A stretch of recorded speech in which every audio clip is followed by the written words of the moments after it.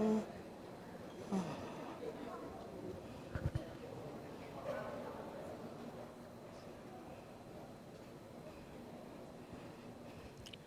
evening, everyone. Okay, we are about to get started. I ask that everyone would find your seat, please.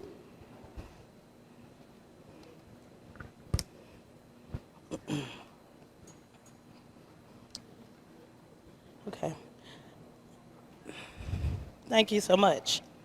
I'm Clarice Lacey. I am the former director of the Justice for Trail organization, and I also am a member of the NAACP. I would like to welcome you all to tonight's forum for our parish president and our District 2 parish council seat.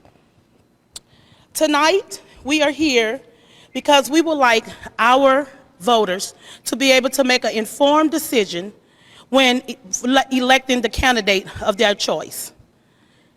Oftentimes, we see where you are making decisions based on what someone else is telling you, or the information that you may be getting from other people. So our goal is to make sure that you make an informed decision, as well as we would like the voters, the candidates, to be able to give their views and to give their visions and the directions in which they want to move this parish into. So tonight, the Justice for Trail and the NAACP has partnered up. This is our 6th year of hosting candidate forums.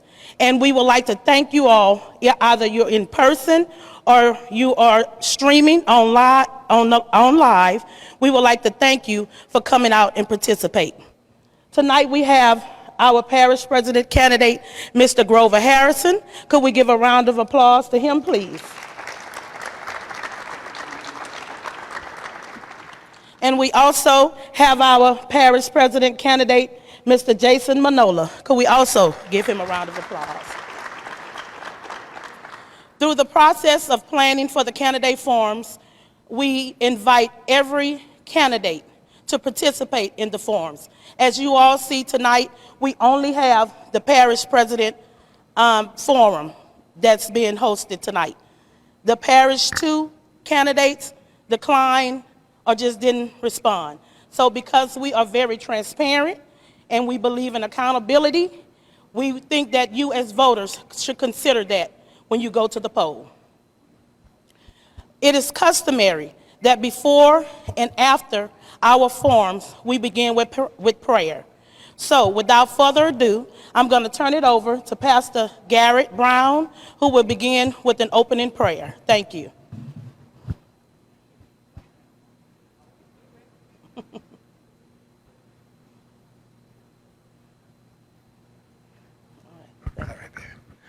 Good evening. Heads are bowed. Eternal God, our Father, dear God, we come this afternoon, first, Father, just to say thank you. Thank you, dear God, for your grace, and thank you for your mercy.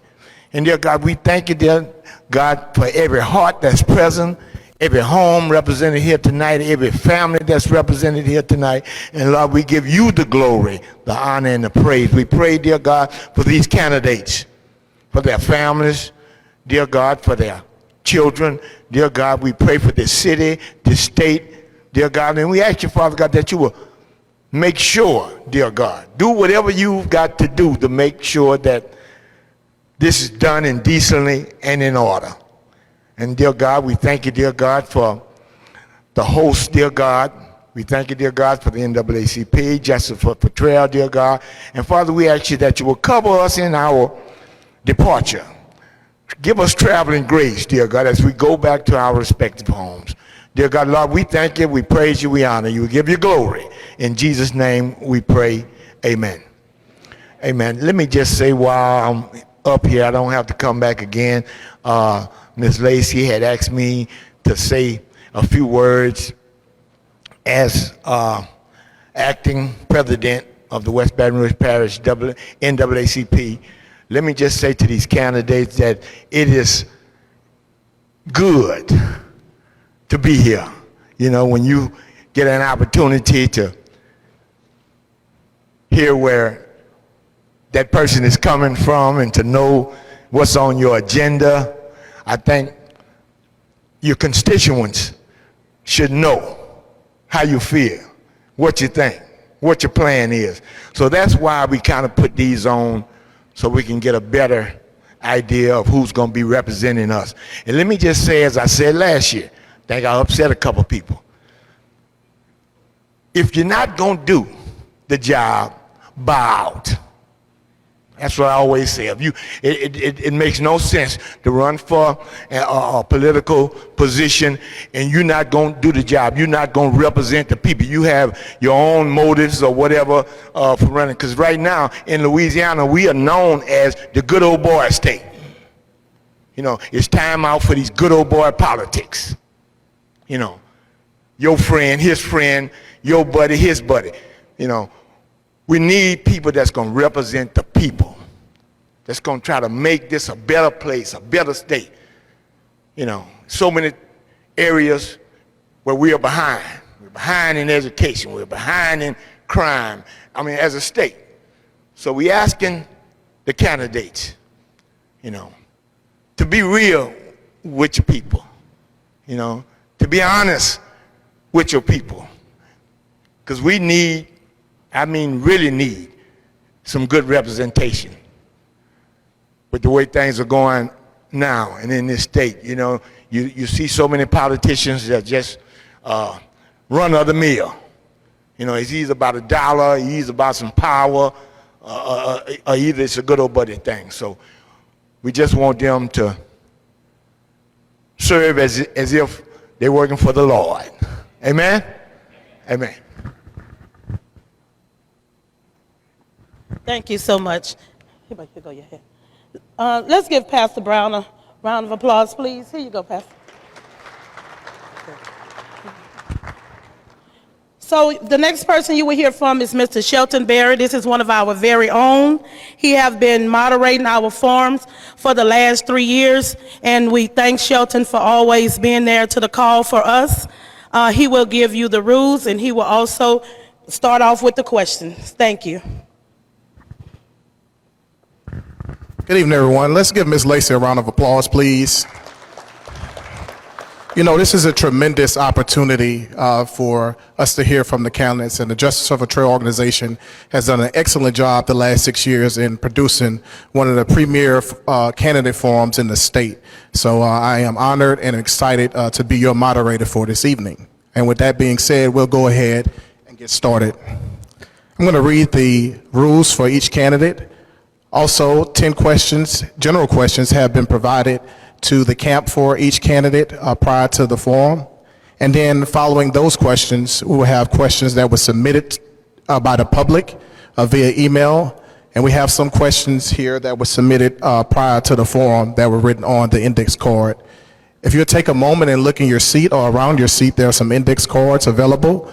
If you have some questions, please write them down and hand it to the beautiful ladies of Alpha Kappa Alpha Sorority Incorporated. They have graciously volunteered to help us facilitate those questions to myself. And with that being said, ladies and gentlemen, let's get started. The rules. Time limits for candidates' remarks and responses will be strictly enforced. Each candidate will have 2 minutes for opening remarks, 1 minute to answer each question, and 2 minutes for a closing statement. A timekeeper, where's my timekeeper at? There she is. Everybody say, hey, timekeeper. A timekeeper will inform candidates with a sign when they have 15 seconds remaining and when they must stop speaking. The order in which candidate respond to the questions will rotate, and we'll start in alphabetical order. The candidate may not display props, buttons, signs, or any campaign-related paraphernalia. Still, a table for campaign literature, located towards the back, will be made available for everyone. There will be light refreshments served, and please be advised that these rules, gentlemen, will be strictly enforced.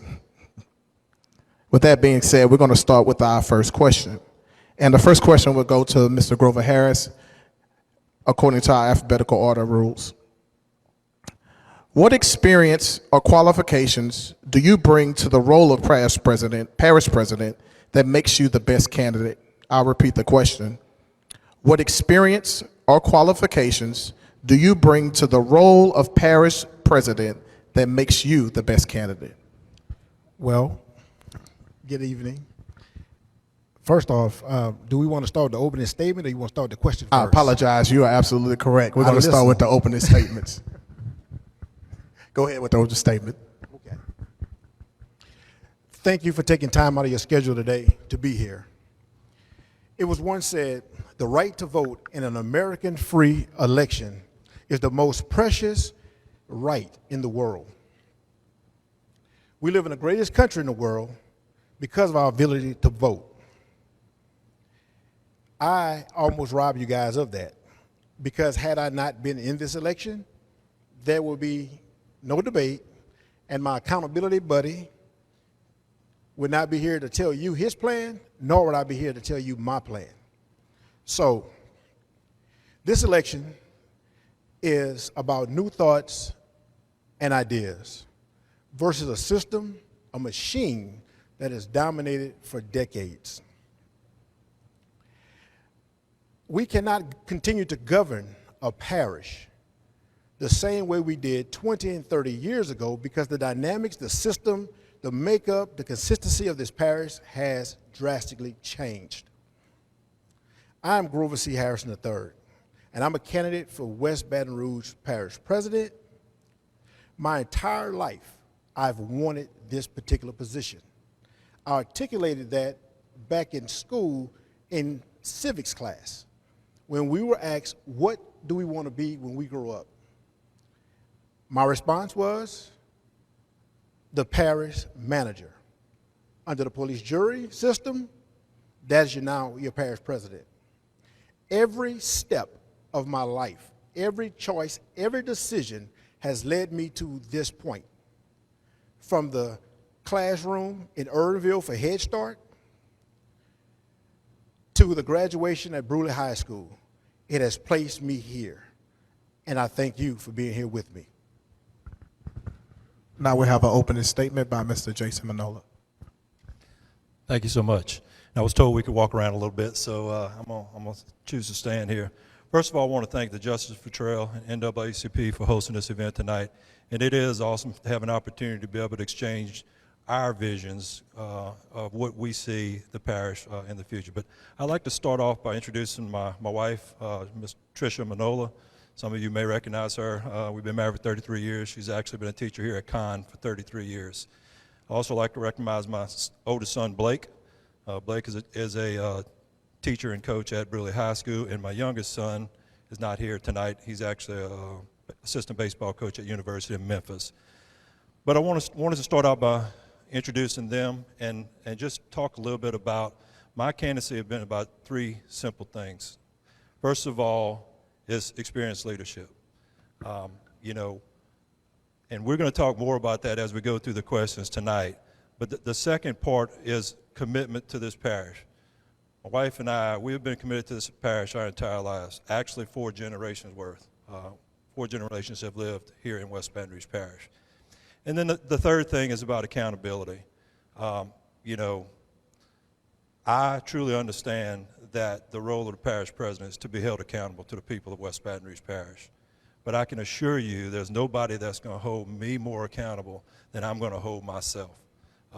Character and integrity is something to me that can never be questioned or challenged. You know, that is something that from my family that I will never allow to be jeopardized. But again, as we go forward, I look forward to exchanging more about my experiences and so forth and my vision for the future of this parish. Thank you. Thank you, gentlemen. Could we both give both gentlemen a hand, please? It takes a lot of bravery to get up and express your vision for the future, so we thank you for those opening statements. Now we are ready for the first question. Mr. Harris, this is for you. What experience or qualifications do you bring to the role of parish president that makes you the best candidate? And I repeat the question again. What experience or qualifications do you bring to the role of parish president that makes you the best candidate? You have 2 minutes.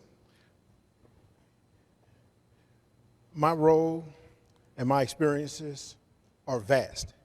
First of all, I'm a husband, I'm a father, and I'm a son, which means I'm a provider, a protector, and I have to be obedient because my mom is mean.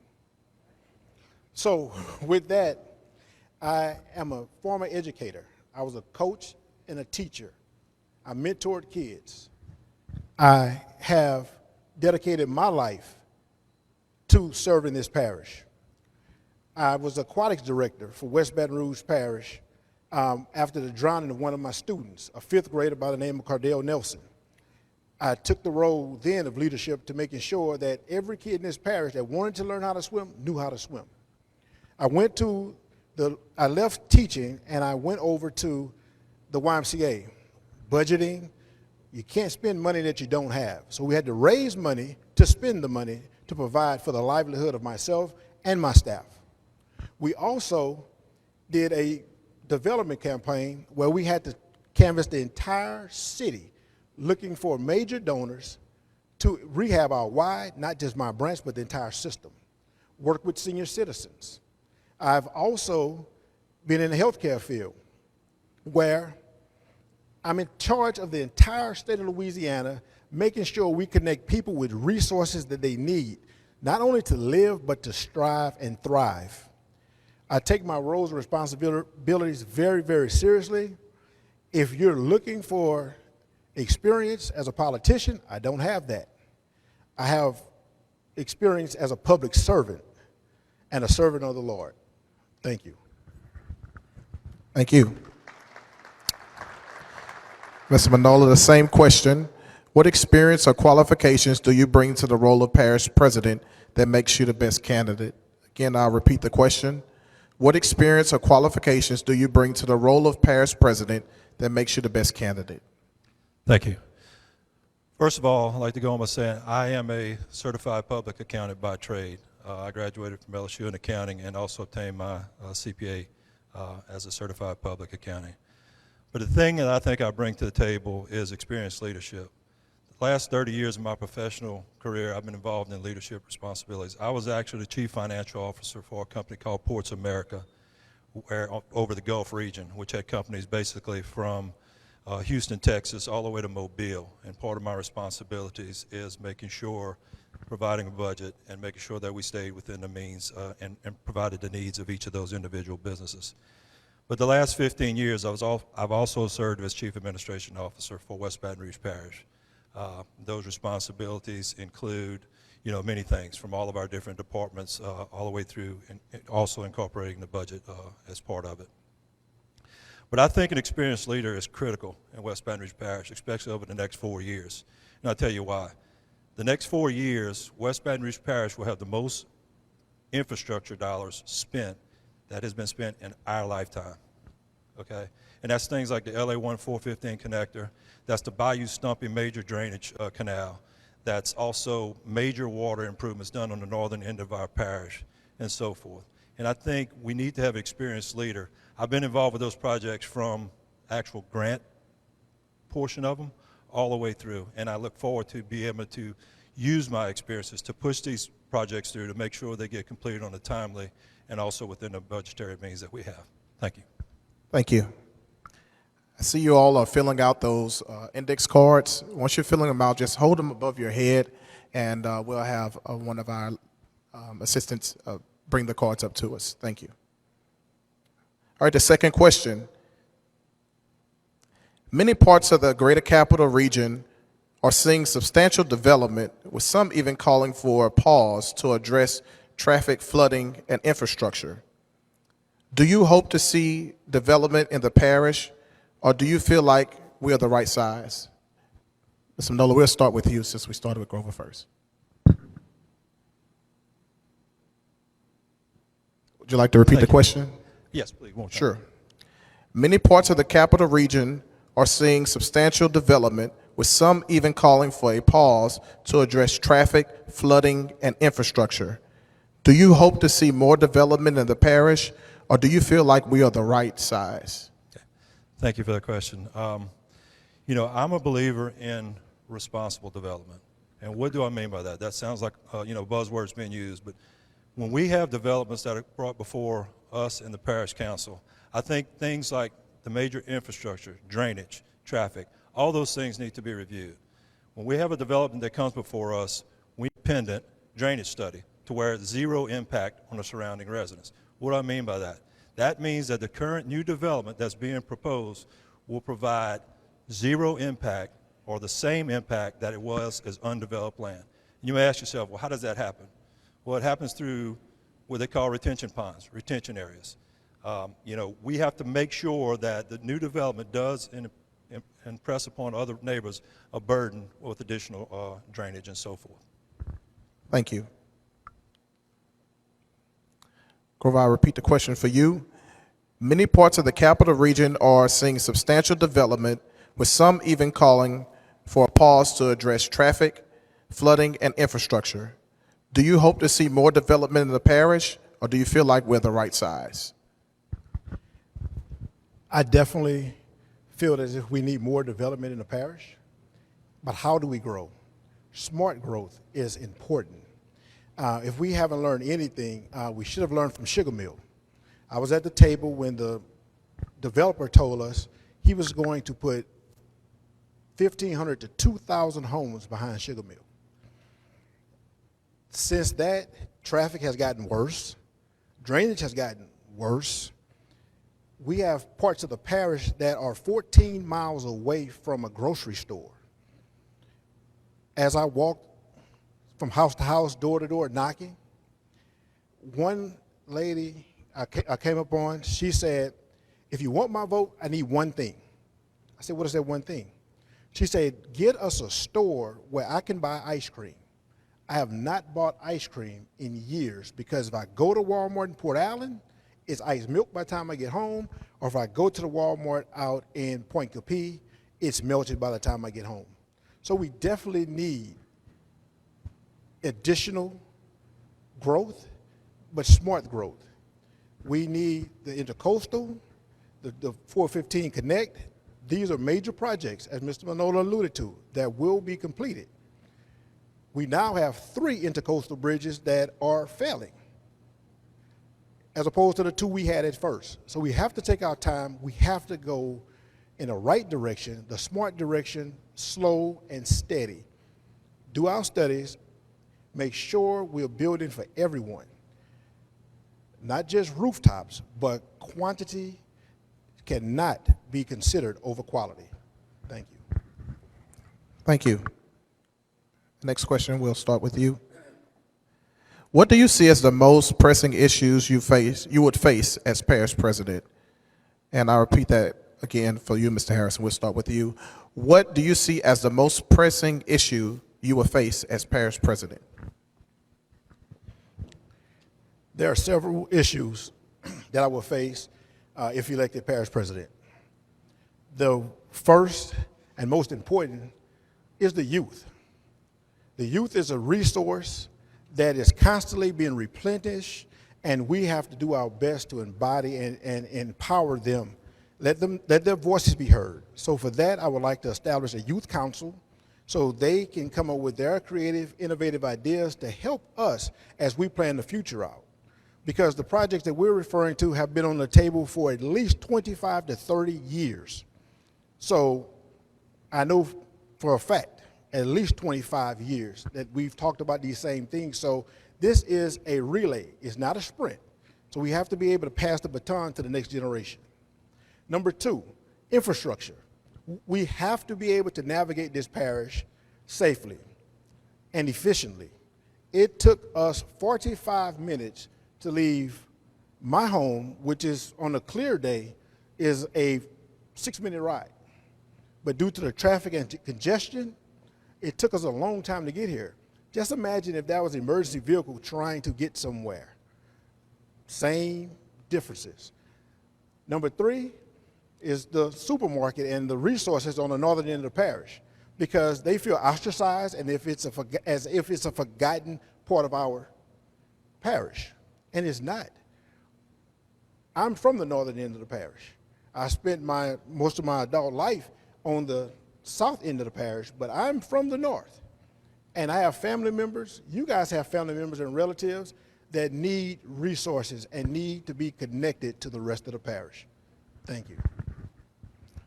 Thank you. Mr. MANIOLA, same question. What do you see as the pressing issue, as the most pressing issue, rather, you will face as parish president? Okay, thank you. The most pressing issue can be summed up in one word: traffic. You know, and I think what we need to do is we need to change the narrative. You know, for so long, when it comes to the capital area region, West Baton Rouge Parish is viewed as that small parish of 30,000 people right across the river. But we're much larger than that. Our daytime population is 3 to 4 times that. So we need to press upon the folks across the river that our parish is more than just a little 30,000 community. It's about 100,000 folks. We need to not only be involved in those meetings when those discussions are taking place, but we need to be at the table. We need to be at the head of the table, because we need to impress upon them the sense of urgency. You know, Mr. Harrison just talked about, yes, the south end trying to come to the north, the intercoastal on certain days, you're talking 45 minutes.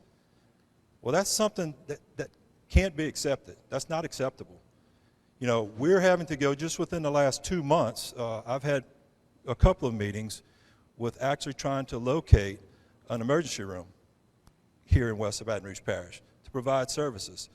Folks know that if someone has a stroke, seconds, minutes is critical. You know, and if we have to sit in line, or God forbid have to wait for somebody to be medevaced to East Baton Rouge Parish, that's valuable seconds. That's valuable seconds in the long term of someone that's going through that. So we've had some very encouraging conversations, and I look forward to continuing those conversations so that we can provide that service to our folks here in West Baton Rouge Parish. Thank you. Next question, we'll start with you, Mr. Harrison. What is your stance on taxes and budget management? How do you plan to balance the budget while meeting the needs of the community? I'll repeat the question. What is your stance on taxes and budget management? How do you plan to balance the budget while meeting the needs of the community? Mr. Berry, I'm going to go, but we're supposed to be alternating. I listened very well. Come on, we good. So here we go. Taxes and budget. First thing in office, I have to evaluate what our current spends are. Line item by line item, appropriation by appropriation. Make sure that we cancel or remove any bad spends or negative liabilities. Once we do that, we see where we are. This parish has traditionally had a strong financial standing, a strong financial background. We can always broaden our tax base by bringing additional businesses in, additional homes, but making sure the money is spent properly. One thing I alluded to earlier at the YMCA, you couldn't spend money you didn't have.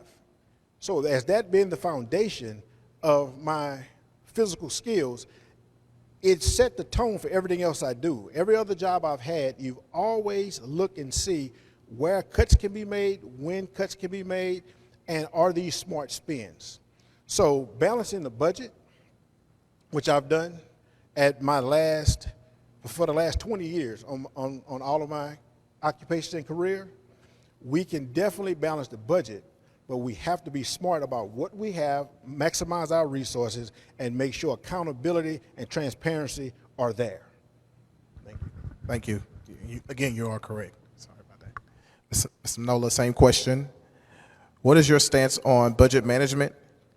How do you plan to balance the budget while meeting the needs of the community? Again, the question is, what is your stance on taxes and budget management? How do you plan on balancing the budget while meeting the needs of the community? Thank you.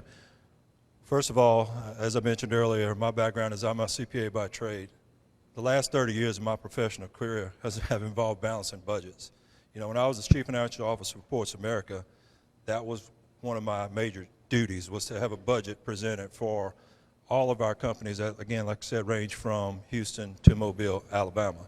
And we had to, and while it's different from a parish government, it has some similarities because each one of those individual companies had their own needs. And each one of those companies thought that their needs were greater than everybody else's. So we had to, as a chief financial officer, figure out exactly what the needs are and how do we allocate that. And as far as my role as the chief of administration for West Baton Rouge Parish, I've been doing that for 15 years. I've been very involved in that process for 15 years. And how do you do that as far as meeting the needs of the entire community? It's by having those conversations, sitting down with each one of our council members individually, discussing what projects, what needs within their parish that are the most important to them, and then taking those needs and consolidating them into a parish government to where, again, the needs of our entire parish is met for the benefit of all of our people. So, again, I thank you. Thank you. We'll take some questions from the audience real quickly.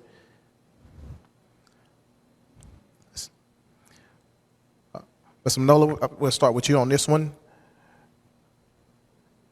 What will you do to grow the northern end of the parish? What will be done to facilitate work from home in the north end of the parish? Two-part question, and I'll repeat it. What will you do to grow the north end of the parish? What will be done to facilitate work from home in the north end of the parish? For example, internet. Okay, first thing, what would I do to facilitate growth on the north end of the parish? I think that starts with communication with folks from the north end of the parish. The needs, as we talked about earlier, the needs of our parish are different in different regions. You know, again, I go back to what I said earlier, responsible growth. You know, in the northern end of the parish, we also need to preserve some of those folks like large lots, not major developments. We need to respect that. We need to respect what their wishes are of the parish. That needs to be taken into consideration. But again, I think it comes with having those conversations, sit down, and that's what our master plan that we just completed is all about.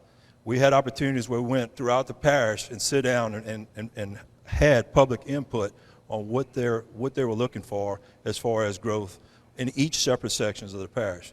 Well, that's something as a parish president, we need to respect that, in my opinion. Now, as far as the work from home, which was the second part of that question, the thing we need to facilitate most for that is internet infrastructure. It's something that's lacking in the far northern, more rural areas of our parish. And there is a grant that was approved to have a provider, Star Communications, that's actually going out and doing that as we speak today.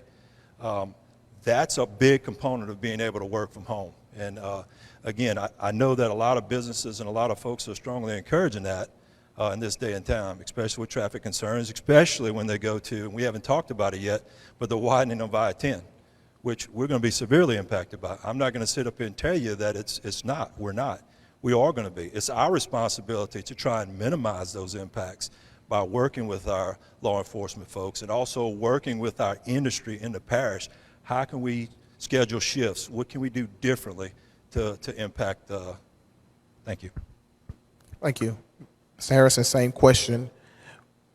What will you do to grow the northern end of the parish or the north end of the parish? What will be done to facilitate work from home in the north end of the parish, for example, internet?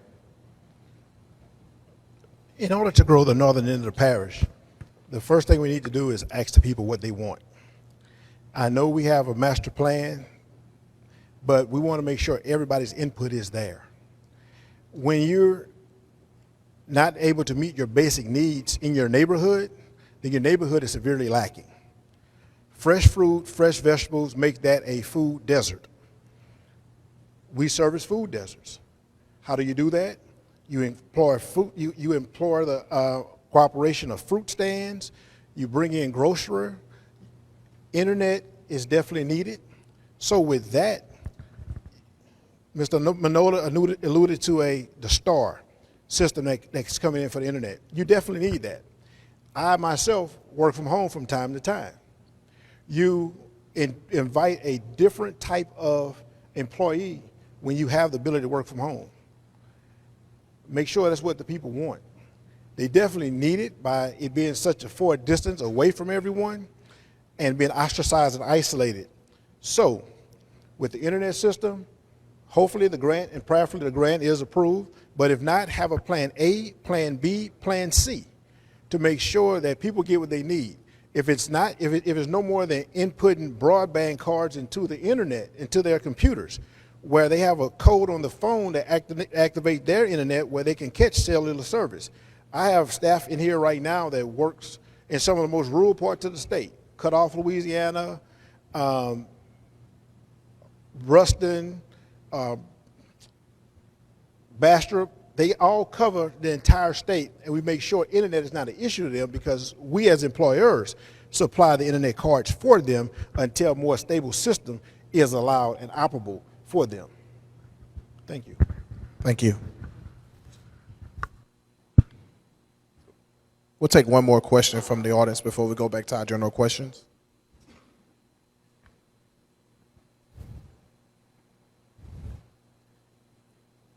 And Mr. Harrison, we'll start with you. What are responsibilities of the parish president? This is a two-part question. And what can be done to keep talent in West Baton Rouge Parish? I'll repeat the question. What are the responsibilities of the parish president? And what can be done to keep talent in West Baton Rouge Parish? The responsibilities and roles of the parish president are to represent the parish in a positive manner. It is to draw and keep existing businesses in the parish. It's to expand and expound on infrastructure and resources that we have in the parish. And it is to lead us into the future with innovative, creative ideas. In order to keep talent, you have to make your jobs attractive. You have to make your benefit package attractive. By doing this, people want to be a part of your parish. I spoke to a parish worker and I asked about employee assistance. Employee assistance is a program that incentivizes workers to get a higher education, whether that's working toward a degree that's related to their job, or giving them additional trainings and staffings to give them certifications. We don't offer that right now. That is not being offered. That is something that young people thrive and strive for, is growth. Because if you're not growing, you're dying in any situation. So you always want to grow your bench strength as a leader, as a supervisor, and as a parish president. You want to go at least 3 layers deep. You don't go into a game with one quarterback. So you cross-train and make sure you have competent, confident people to do the work, because we have an aging workforce. We have several people that are getting ready to retire in key positions. Who are there next up? Who's next? Who's going to fill that gap? And as parish president, it's my job to develop the entire team. Thank you. Thank you. Mr. Manola, same question.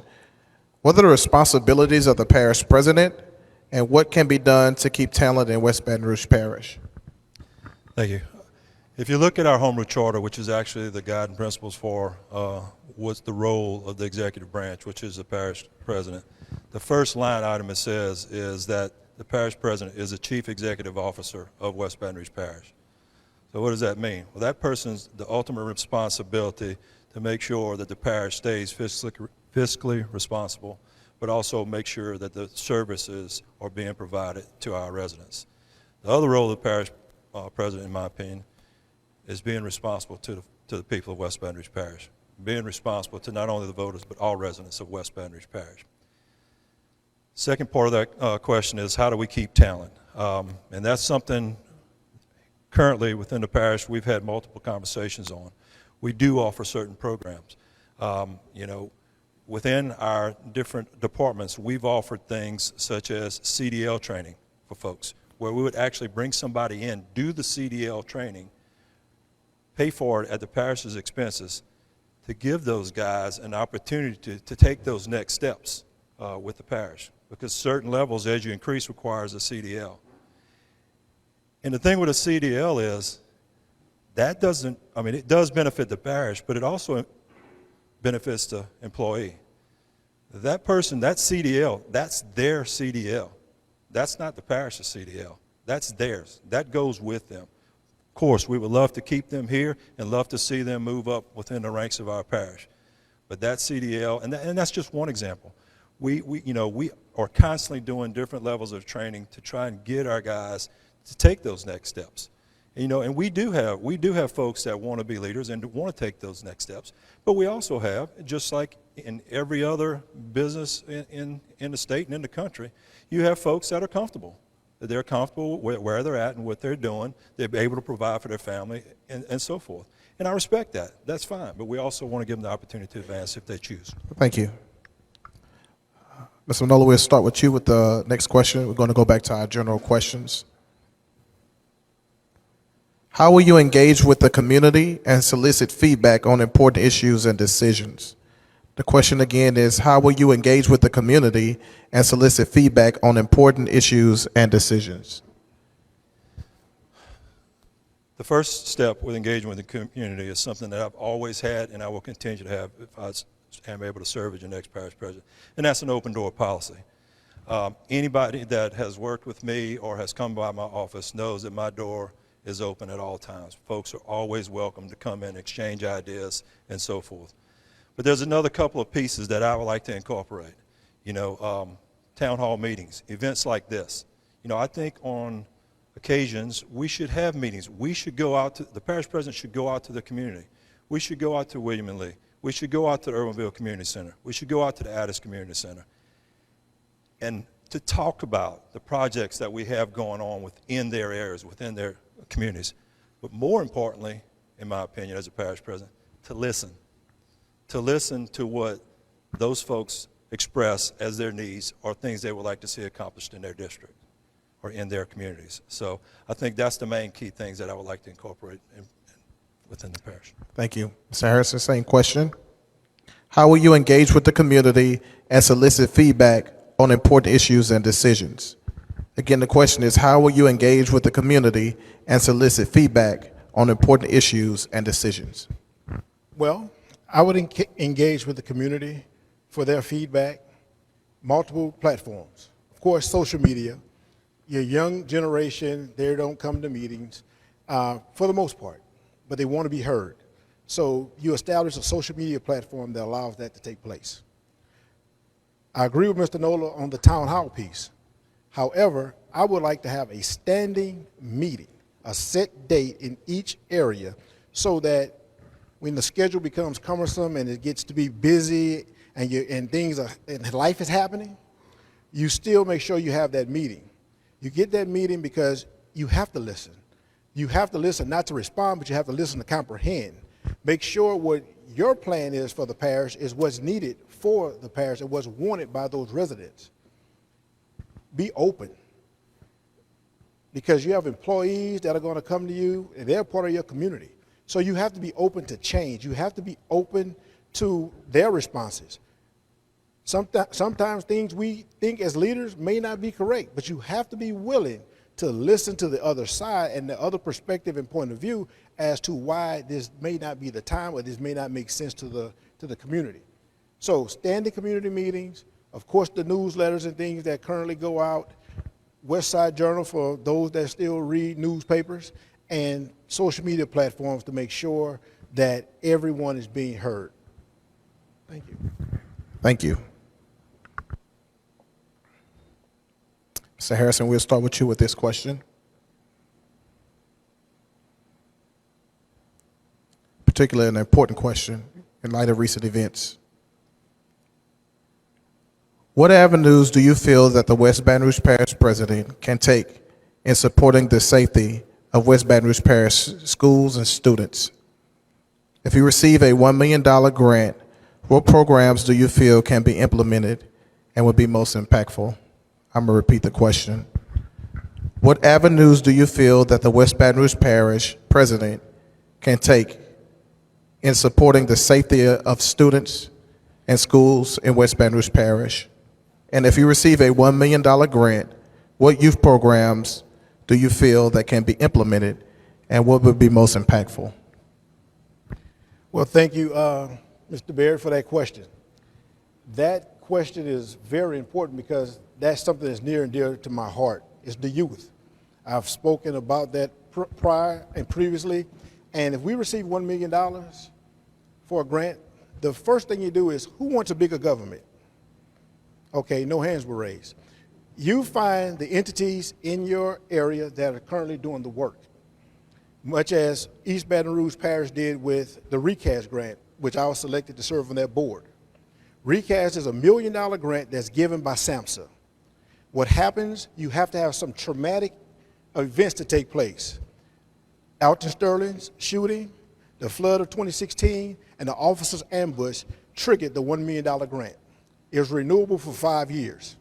I was the originator on that board, and what we did was we partnered with local agencies and local entities to make sure the kids were being taught and reached. You have to change the mindset of these kids. When you say safety, when you can have 100 police officers in here, and if someone wants to do the wrong thing, it's going to happen until you reach the mindsets of those children. How do you do that? Programs such as Youth Build, programs such as MRT, which I'm a certified trainer, moral recognition therapy. That's where you teach kids that everything starts with them. It's no one else's fault. Your actions put you where you are, choices and consequences. That's where these things lie. Mental health first aid.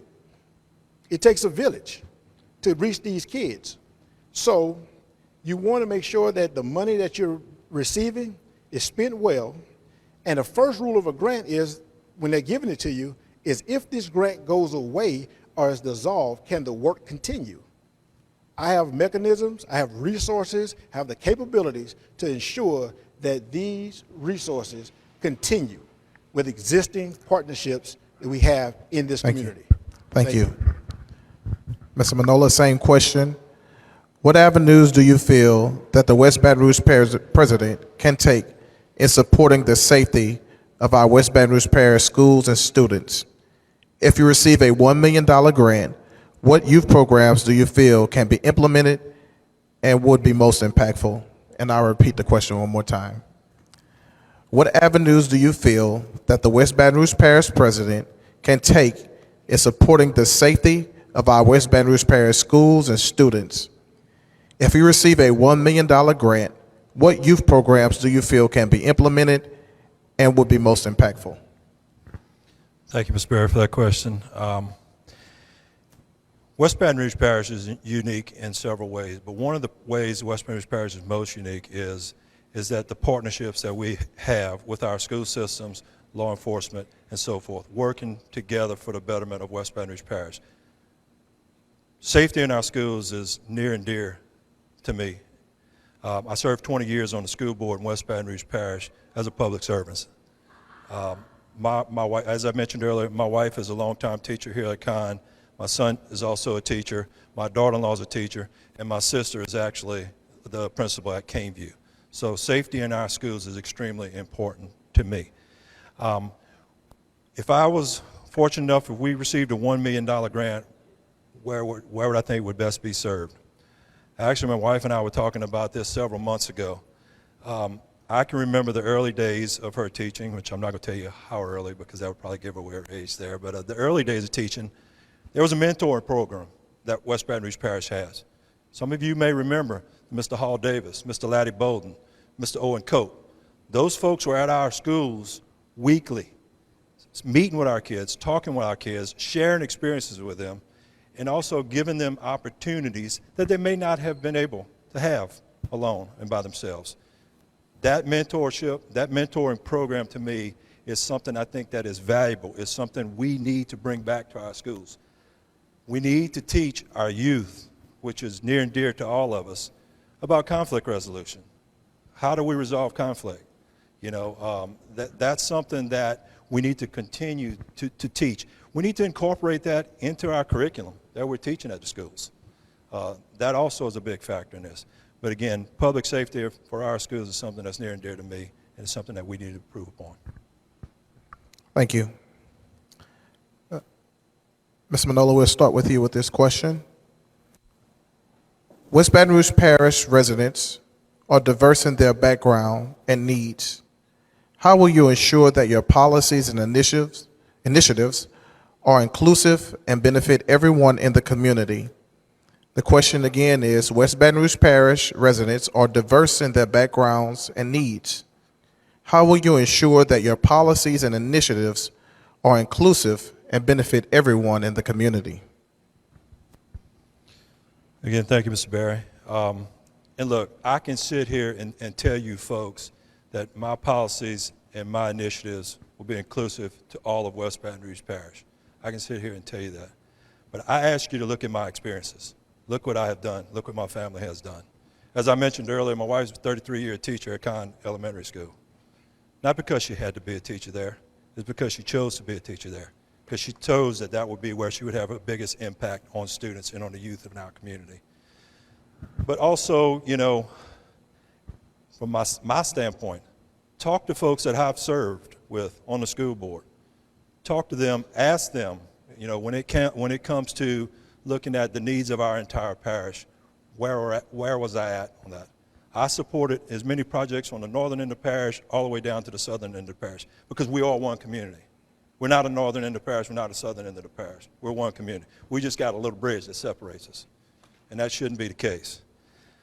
But again, I ask you to do your due diligence. I ask you to do your due diligence on me. Talk with council members that I've served with through the years. Talk to school board members that I've served with. Ask them if my policies and my initiatives will support the entire parish. And I think what you'll find is that you'll say that he's committed to the entire West Baton Rouge Parish. Thank you. Mr. Harrison, same question. West Baton Rouge Parish are diverse. West Baton Rouge Parish, residents are diverse in their backgrounds and needs. How will you ensure that your policies and initiatives are inclusive and benefit everyone in the community? Once elected as the West Baton Rouge Parish President, policies and procedures and initiatives are going to be key. Policies are simply your rules, your guidelines, what you intend to do. But your practices could be something totally different. So I want to make sure, to coin the phrase, practice what you preach. I want to make sure that everyone is included. Check my track record. My current employer, we buy from vendors all over the state. So I made sure that we targeted a DBE, Hudson Initiatives. DBE is Disadvantaged Business Enterprise. That could be minority, whether it's whether it's a black male, female, brown, whatever, any type of minority business. We make sure we do business with them. We were the first MCO to do so. And we grew it to the point that now it's a practice where everyone has to have a spin with the DBE. It's a part of the grant approval guideline, which there are millions of dollars that are spent with disadvantaged black, disadvantaged minority, disadvantaged brown people. We want to make sure that your leadership team reflects your community. You're serving a parish. This is a hodgepodge of people in here. We want to make sure everyone is represented here equally and evenly across the board. We want to make sure that your dreams are being met as a parish. I want to incorporate what is known as the Employee Activity Committee. That's where we embrace the differences in the cultures. You learn something about the Native American culture or the First Nation. You learn something about Eskimo nation. You learn something about Cajun. You learn about the African American. You learn about the French and the Italians and the Spanish that came here. That's true diversity. Thank you. Thank you. We have one more general question, but you guys have been extremely active in asking some questions, and that's great. We love audience participation, so we're going to start asking some questions from the audience, and we'll close with that last general question, if that's okay. All right, so let's start. First question from the audience, well, actually second. What do you see as the biggest problem with the current administration, and how would you fix it? What do you see as the biggest problem with the current administration, and how will you fix it? And I believe that question is for you, Mr. Harrison. Well, I'm an outsider. I am on the outside looking in. Mr. Nola, you're going to have better insight than I That's one of my biggest strengths, knowing what I don't know, but what it appears to be. You want to make sure that your leader is reflecting the rules and responsibilities of a leader. You want to make sure you're following what is being asked of others. Not a do as I say, don't do as I do. There's a poem, Creed. There's a line in that poem that says, I would rather see a sermon than to hear one any day. That appears to be one of the biggest problems in the parish, making sure that the rules are for everyone. No one's above the law, and being an example of the leadership that you're asking your employees to exemplify. Thank you, Mr. Manola. The same question. And I repeat the question. What do you see as the biggest problem with the current administration, and how do you plan to fix it? What do you see as the biggest problem with the current administration, and how do you plan to fix it? Thank you for that question. I won't say it's the biggest problem, but it's something that I think we need to focus more of our energy and more of our efforts on. And it's what I talked about earlier. We need to be out in the communities. We need to be having these town hall meetings. We need to be listening to the people of our parish. We need to engage them in the conversation. We need to understand what the needs are. We need to strengthen and develop our relationship with our council members. We need to make sure that we're aware of all the needs of our parish. Also, another piece of that communication is my intention to develop a quarterly newsletter, something that we need to put together. I would encourage exchange of email addresses. We need to take a bigger approach to our social media. And I agree with Mr. Harrison there, is that the youth, that's their form of communication, is through social media. So we need to expand upon that. We need to grow that area so that our folks stay informed and can stay involved, and also provide any comments that they may have. Thank you. All right. Thank you. Next question, we'll start with you, Mr. Manola. How will you ensure our senior citizens are provided for? How will you ensure our senior citizens are provided for? Thank you. We've always taken an approach in recreation. Typically when you think of recreation, most people think about youth sports, youth programs, and things along those nature. To me, recreation is much bigger than that. Recreation also involves our senior citizens, and it also involves our disabled folks. And we've done some things within the parish to bring those programs in. We had a special camp for those with disabilities, something that went over very well, had great participation from it.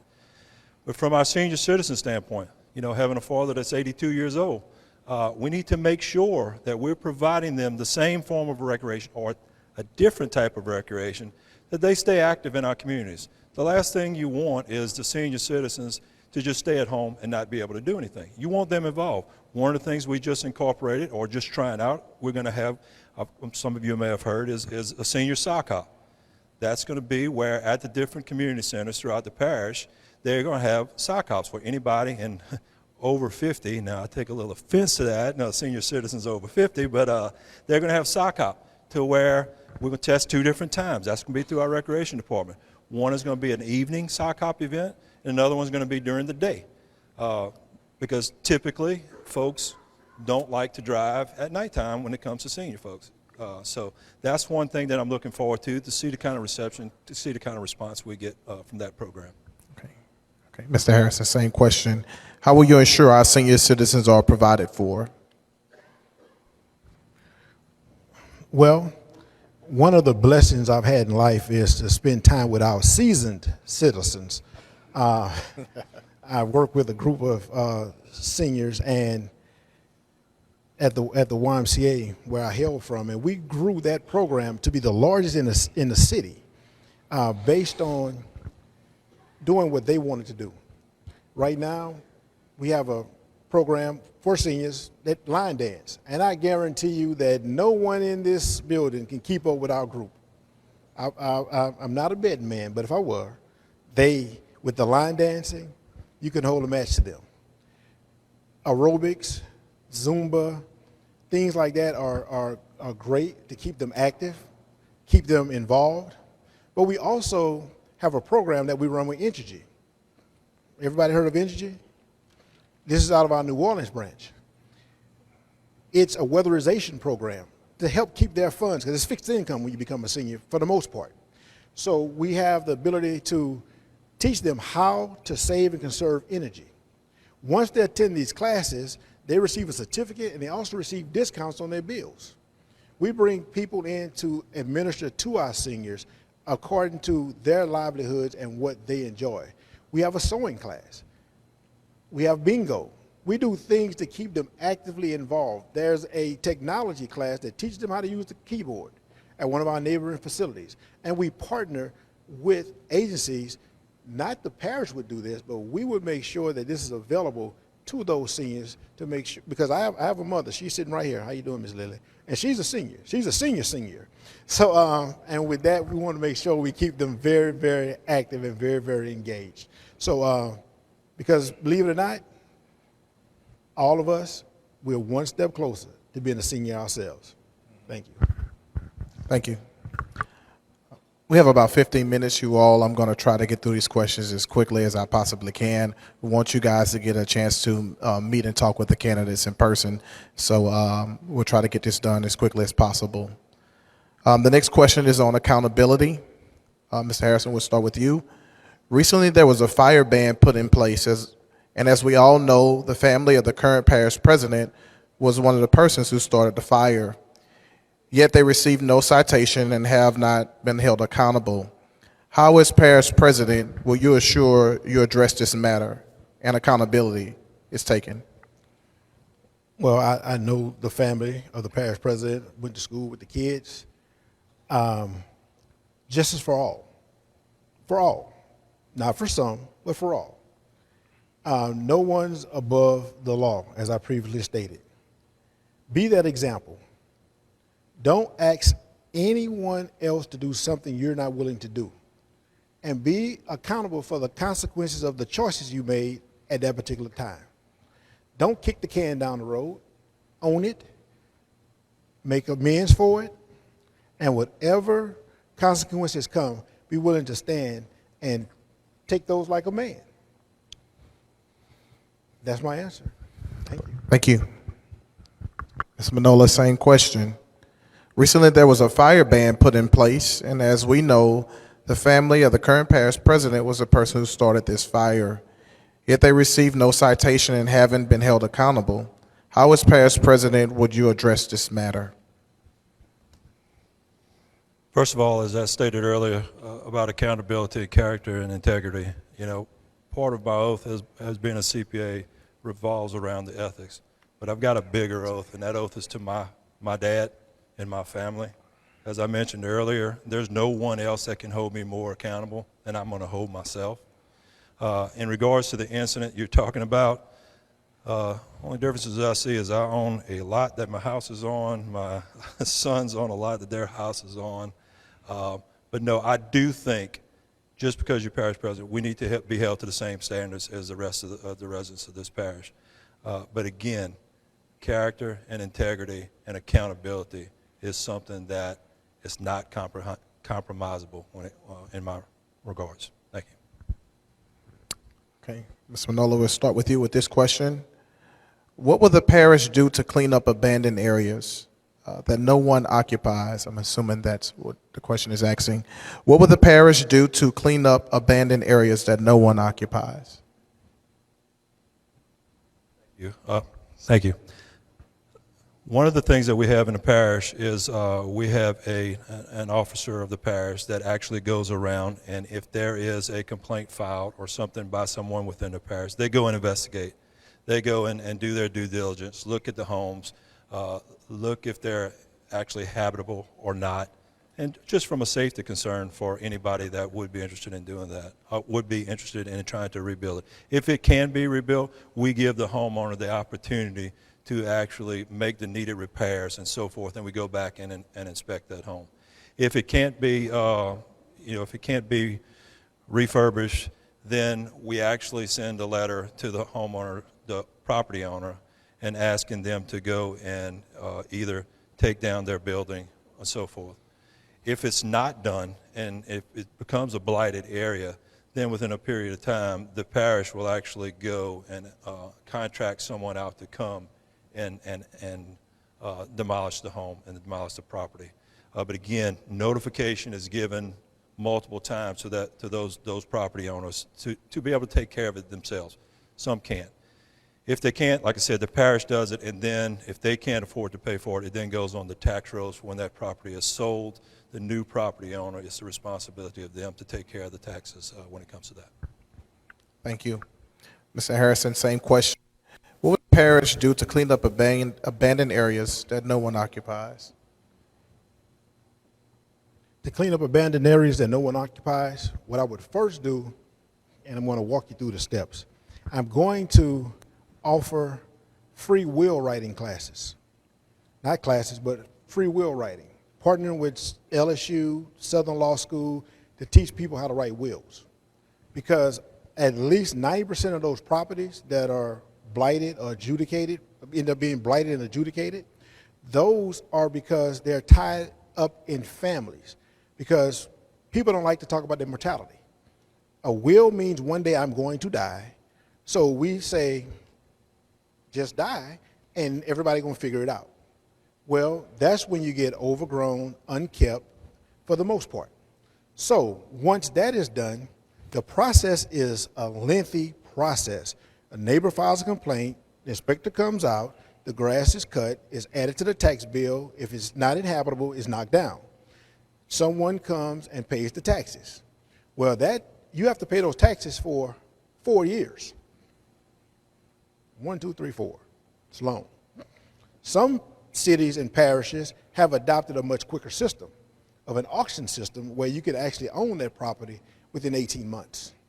So if you can own that property in 18 months, now you are the owner of record. You can pay those taxes, but you can't do anything to improve that property, because if you improve the property, then I can pay your taxes back plus what you improved it for, and it comes back to me. So to fix the system, you sell the property quicker. First, you teach people to write the wills where it's their property and who they're going to allocate it to, so it's clear ownership. Then you make sure that you speed up the process, whether it be via auction, online, or in person. That ownership can be expedited. So now I have a true person that I can reach out to make sure this property is upkept at the right conditions. Thank you. Thank you. Mr. Harrison, we'll start with you with this question. And I'm assuming this is about the youth. Since Hurricane Katrina and Gustav in 2005 and 2008, respectively, 100,000 families have relocated here in West Baton Rouge Parish. Why has the infrastructure not been improved?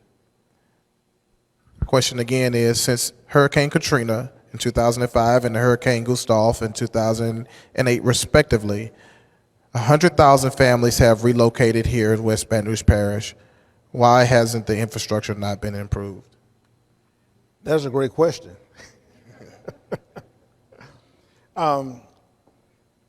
During Gustav and Katrina, I actually worked in this building.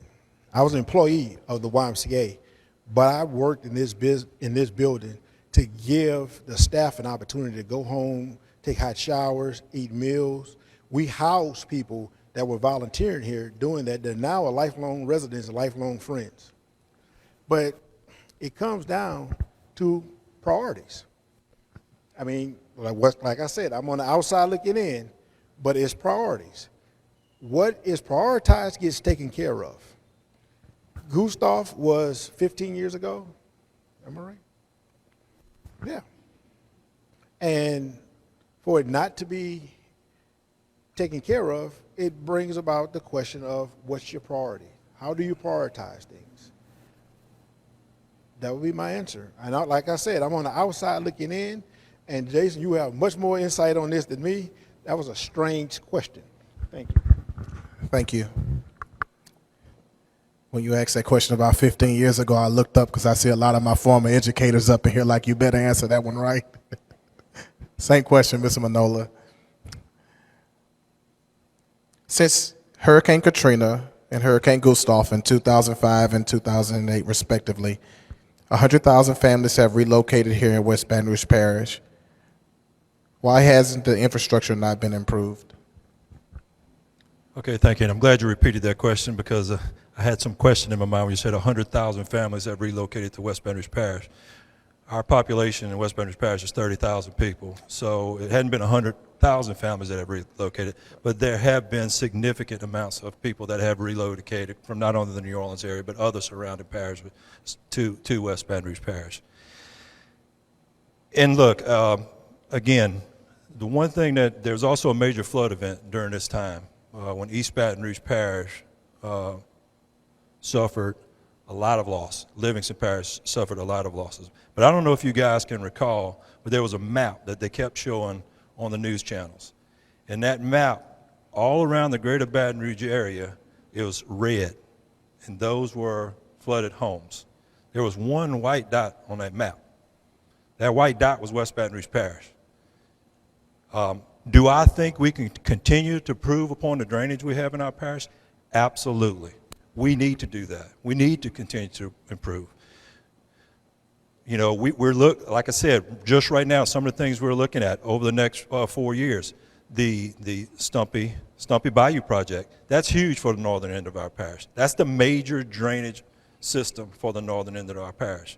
On the southern end of our parish, we're actually looking at potentially having a diversion canal for the Cooley Canal, whereas the Cooley drains directly into the intercoastal. There's diverted directly to the intercoastal and doesn't have to go to what I call the Choctaw towards Iberville, not the Choctaw that goes back to Marla, but the Choctaw towards Iberville. Divert some of that water quicker to the intercoastal, which provides better drainage from basically St. Francis Street all the way to the Addis line. But that's just an example, a couple examples of things we can do to improve upon our drainage. But we need to continue to look at ways to do things better. Look, we can't sit still. That is not what we need to do. We need to continue to look at improving our parish. Thank you. The next question, and we have a couple of more questions. We have 2 minutes remaining here. Mr. MANIOLA, this is for you. We're going to start with you, rather. Do you feel there's a need to make leadership or staffing changes in an effort to provide increased accountability and transparency to the taxpayers of West Baton Rouge Parish? The question again is, do you feel there is a need to make leadership or staffing changes in an effort to provide increased accountability and transparency to the taxpayers of West Baton Rouge Parish? I think I've talked about it several times tonight about the accountability and how I view myself and being accountable to the people and being accountable to myself. But that same thing goes to all of the employees of West Baton Rouge Parish. They're going to be held to the same standards that I hold myself. We should be transparent and accountable to the voters of this parish. Those are the taxpayers that actually are providing the taxes so that we can provide the services and do the things we do. So again, when I talk about accountability, and I've been focused on holding myself accountable, but that also extends down to, if I'm fortunate enough to be your next parish president, those folks that are part of my administration will be held to the same accountable standards as I hold myself. Thank you. Mr. Harrison, same question. Do you feel there is a need to make leadership or staffing changes in an effort to provide increased accountability and transparency to the taxpayers of West Baton Rouge Parish? Well, my answer to this is pretty simple. If you're doing your job, you stay. If you're competent and you're able to perform your duties, you stay. If you're a friend of a friend and accountability is an issue, pink slip, I need someone else to fill this position. I'm as transparent as they come. Sometimes I'm nice, sometimes I'm not so nice, but I'm a coach. And that's a culture that I create wherever I go. I coach hard because I love hard. I fight for my staff. If it's something they need, I'm going to fight for them to make sure they have all the tools required to be successful. But the other end of that, the other side of that double-edged sword is I have high expectations. I have high benchmarks. I have systems that can be put in place for audits to make sure that everyone is doing what they're supposed to do, when they're supposed to do it, and the basis of any relationship is trust. And in some cases in this parish, they don't trust the current administration. So what do you do to gain the trust back? It takes time. Trust is earned, it's not given. It's not something you take for granted. When it's broken, it takes time to get it back. So I will be in the business of getting the trust of the people through transparency, through town halls, open dialogues with the staff and the community. Thank you. Thank you. We still have a couple of outstanding questions here, but we've reached our time. I don't think we've ever had a forum where we've ran out of time for questions, so that's an excellent thing. We encourage you all to ask those questions to the candidates following the forum. Hopefully they will be around to answer those questions. But now we're going to start with some closing statements, and then we'll have a couple of closing remarks from some of our leadership team here. So we started with Mr. Harrison with the closing statement. Ms. MANIOLA, we're going to give you the opportunity to start with a closing statement. Yes. First of all, again, I want to thank the Justice for Trail, and I want to thank all of you for actually coming out here tonight. And hopefully you were able to gain a better understanding of who I am and what I am about. I'm about West Baton Rouge Parish. I take pride in calling West Baton Rouge Parish my home. I take pride that West Baton Rouge Parish has been called home for 4 generations of my family. You know, I've talked about several things tonight, and I've told you what my campaign was based on. My campaign is based on experienced leadership, which I think is critical over the next 4 years, and also over the next, to provide a vision for what we want our parish to look like 20 to 30 years from now. We're at a critical time in West Baton Rouge Parish. You know, we're right there to where we're starting to see some growth, but you're starting to see more interest in West Baton Rouge Parish. We need to continue to promote economic development. Not only, a lot of our focus is on the chemical industry. It's such a big part of our industry. The other piece is small businesses. Small businesses are vital to West Baton Rouge Parish. We need to continue to promote small businesses within our community. Second thing I talked about is commitment to community, commitment to West Baton Rouge Parish, the entire West Baton Rouge Parish. Hopefully you guys have got an understanding or got a glimpse of what it means to me and how I am part or consider myself committed to all of West Baton Rouge Parish. And the last thing is about accountability. Mr. Harrison is right. You know, we just had a meeting on a job site today, actually it was yesterday, with a person that basically told us, you know, he had lost confidence in West Baton Rouge Parish. He had lost confidence for things that were done 20, 30 years ago. You know, and what I told him at our meeting when we sat there, I said, confidence is lost in buckets. It's gained in thimble-sized buckets. And just today, he told me we have started to fill that bucket back up. Thank you. Thank you. Mr. Harrison.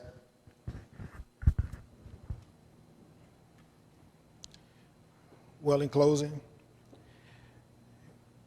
you've heard some of my initiatives. You've heard the plan on moving forward. Now the choice is yours. It's a choice to be made. Is what type of leader do you want? A teacher, coach, mentor, healthcare, recreation, financial responsibility. What do you want? Do you want a change? Do you want something different? Jason and I we have no access to grind, but what do you want? I'm asking you to support me with a new recreational facility, which I'll outline how that happens. Because while we're doing this, kids can't play in here. There's no volleyball, no pickleball, no basketball taking place in this building. So we need a true recreation facility. I have a plan to get that done at a minimal cost to the parish. We need infrastructure. We need youth. How long must we wait for an involved leader? How long must we wait for someone that truly cares about this parish to truly make a difference with their sleeves rolled up and getting it out of the mud, working in the dirt, side by side, working in the boardroom, working in the streets? How long must we wait? The answer to that is simple. Absentee voting is taking place right now. Early voting is September 30th through October 7th. And before you go to the tailgates and the parade on October 14th, answer the question, how long must we wait? I'm born and raised in West Baton Rouge. Thank you. And we have 5 generations that are here. Thank you. Thank you.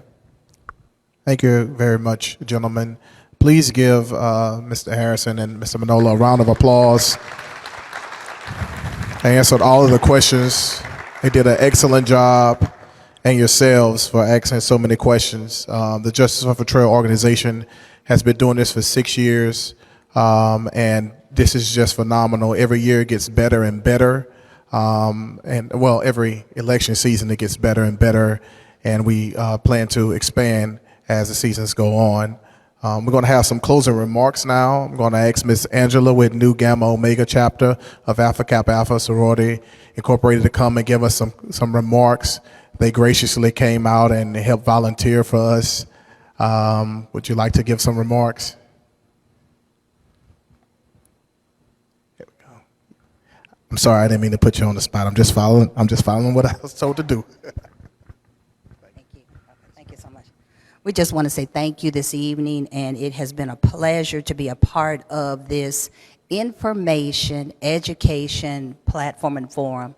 To each candidate, thank you so much for allowing us to come out, and also to the Justice for Pharrell, and also for the Road to Justice, to the NAACP, and of course to the sorority members in the back of Alpha Kappa Alpha Sorority Incorporated, Nu Gamma Omega. Yes, we hail in the downtown Baton Rouge area, but a lot of our members live here in West Baton Rouge. So it is our job to support through our initiative, Advocate for Social Justice, and make sure that we get people out to register to vote, educate people and inform people as far as who the candidates are. And most importantly, it's not just enough to go and vote, but you have to be an informed voter. That's the critical thing. Don't just go because you know that person, or you know, you see them on television, or they've spent enough money and had the biggest and the baddest ad. No, you need to be informed. You need to be informed. You need to be educated. You need to find out about the candidate, and this is the best way to do it in these type of forums. You know, a lot of people, you know, you may not knock on every door, but most importantly, you can come here and ask the questions, and then also too, after it's over, call the person. Because guess what? When you go into the polls, your voice and your vote does matter. We talk to a lot of people, and a lot of people are very apathetic, and they're wondering, why should I vote? But the most important thing is if you don't vote, then you should have no say after that candidate gets in office. If you do not go out to the polls and vote, you have no say. And you need not even participate or criticize or get out and say why this and why that, because you didn't exercise your right. So it's important to come out to every forum. There's going to be another one tomorrow, and we're going to be here. And again, if you know one person, make sure you tell that one person, come to the polls with me. Because we can go to Walmart, we can go to all these different things, and I work for LSU, okay? And I went to Southern. Okay, we can go to the games, but here's the critical part. Love Southern, love LSU, and all of the universities. But the most important thing that we have to understand is who's going to be there after the game. And these are our candidates, and these are the people that make the decisions that represent us. So we need to be informed, and we need to make sure that we do our part and go out and vote. So get a person, bring them to the polls. If you got to load up your car, don't look for this group or that group to bring the people to the polls. No, you do your part, because that is being an educated and informed voter. And so we thank you so much for this participation. Thank you to our councilperson. Thank you so much for inviting us. And thank you to Mr. Elliott also too, and the NAACP, and we look forward to more forums like this. We also have our former state representative, Patricia Haynes Smith in the back, and she is a member of Alpha Kappa Alpha Sorority Incorporated. And we also have a member who has been in our sorority for over 50 years that's here. So guess what?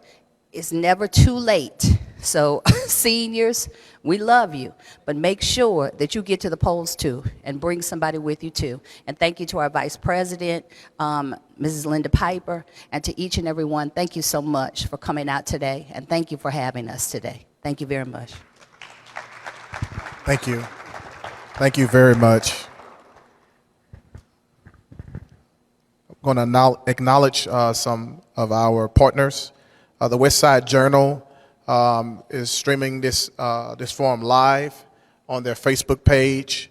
Thank you, Mr. Elliott Dogan, for setting it up for us. So if you want to go back, I'm not sure if that will be made available later, but if you want to go on it will, thank you. If you want to go on the Facebook page of the West Side Journal, if you want to watch it again or share it to someone who wasn't able to make it, please do that. We also want to recognize our dignitaries and our elected officials. So if you could please stand or raise your hand if you're an elected official or a dignitary in the community. We see Mayor Lee over there, a councilwoman, a parish council member. Is that a school board member, representative? Yes, awesome.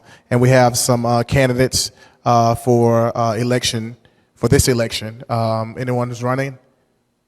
The NAACP, of course, is in the building. Thank you very much. Thank everyone for coming out. There is refreshments for the candidates over to the left after this is over with. And we just want to thank everyone again for coming out and supporting this. And we want to remind you that tomorrow is the Sheriff's Forum. It will be here at 6 p.m. So some of those who couldn't make it tonight, please let them know to come back tomorrow. The candidates for sheriffs or West Baton Rouge Parish will be here. We'll have a forum for them as well tomorrow. Before we close, Ms. Tara, would you like to say a few words? Ms. Tara, please give her a hand as she comes. She's the president and founder of the Justice for Trail organization. She helped start in all of this, and we're so blessed to have her. Good afternoon again to everyone. In closing, our organization, Justice for Trail, we are vested in this community. We host these forums to bring in the candidates so they can share their vision and platform. We want the community to be involved with what's going on. So we are thankful for all the candidates that are here. And again, our prayers are with you guys on this journey. We are, again, vested in this community, so we just wish the best for each candidate. Thank you, guys. And with that, that concludes the forum for tonight. Thank you all again for coming out. Drive safely, and we will see you back tomorrow the same time. Thank you.